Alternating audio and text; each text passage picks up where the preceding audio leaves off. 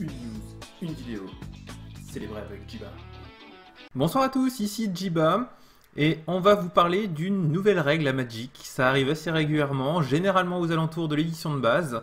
Et pour l'instant, ça va n'être fait que au prochain Pro Tour, donc au Pro Tour Magic Origins.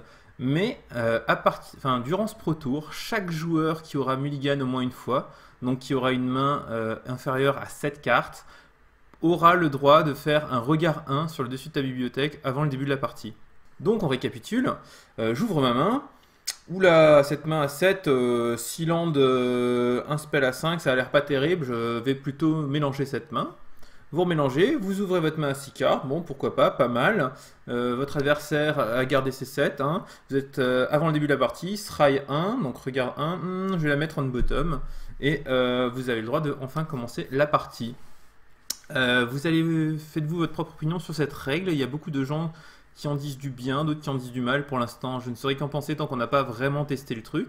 Mais j'ai l'impression que c'est très très bien. Ça va complètement changer la manière dont vous allez mulliganer vos mains.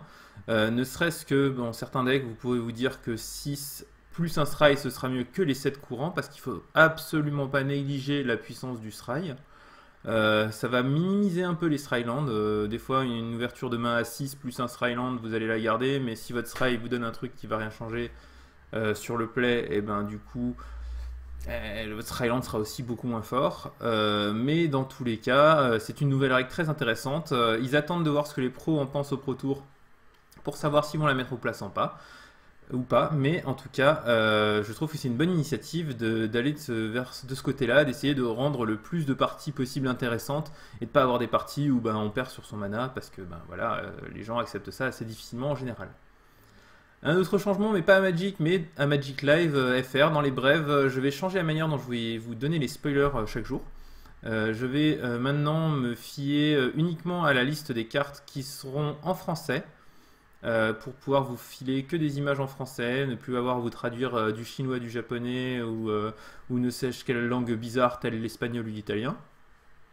Ça vous permettra à la plupart d'entre vous de suivre plus facilement les cartes qui sont à l'écran, de mieux comprendre le texte ou de simplement voir des subtilités qui ne sont pas forcément aussi claires lorsque je les ai traduites. Et par contre, vous aurez généralement les cartes un jour plus tard, hein, c'est pas à la fin du monde a priori. Voilà, on se retrouve demain donc pour les previews d'aujourd'hui et une qui est arrivée durant le week-end que je vais pas faire toute seule aujourd'hui.